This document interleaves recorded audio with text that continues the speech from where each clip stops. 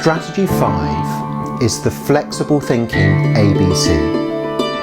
You might think, well, what is that? What do you mean by the flexible thinking ABC? And to explain it, I'd like to tell a story about something that happened to me recently. I was working towards an important deadline, preparing a piece of work, and I had it all ready. I'd finished. I was feeling rather pleased with myself. But what I needed to do was to transfer the piece of work from my computer onto a Google Docs document. And I had a table that I was trying to get across, and it didn't work. And the table, all the formatting went completely wrong, and I tried to fix it and doing it round, and it was getting nearer and nearer my deadline, and I failed. And I felt really disappointed that I'd been working towards this deadline for a while, and I thought, why did my computer mess up just at the last minute? Why did it all go haywire? You know, I'm such an idiot. I should have sorted this out before. But then I caught myself and I said, hang on a sec.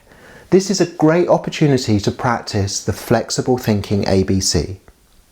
What you're doing in flexible thinking is different from positive thinking, where you're looking on the bright side of things. You're just recognizing that any situation you can look at in many different ways. And then you can kind of think, well, how do I know which is the best way to look? And that's when you do the ABC thinking check. A stands for the adversity. B is your belief about this, or the way you're thinking about this, and C is the consequence of thinking that way.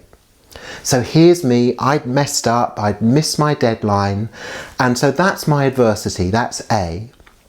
And B are different ways of thinking about it. Well, I could take the positive thinking route of, okay, that's fine, don't worry, no problem.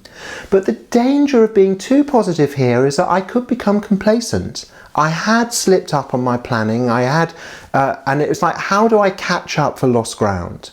So the consequence of the positive thinking approach is that I sleep better at night, I feel more at ease in myself. But then the danger consequence is that I become complacent and I become a bit slack, I lose my edge. So if that's a positive view, maybe a more negative view is, I failed, I am a failure. And that internal view, and what can happen sometimes is when you fail, I don't know whether you have this, but I do sometimes, I have this inner voice yabbering away about how I've really messed up badly, I'm such a bad person. That negative rumination, that negative chatter that just goes on and on, in terms of that's another belief. I failed, therefore I am a failure. And I can paint a picture of myself a particular way. The consequence of that is that I may give up, I may lose enthusiasm, I may think, what's the point of even trying? So that's not working for me so well either. So with the flexible thinking ABC, you're reminding yourself that there's always many ways you can look at a situation, and so you ask yourself, what other ways can I think of? What other perspectives can I take? So one perspective I find very helpful is there's an insight here that it's not what the goal is, but it's what the goal does.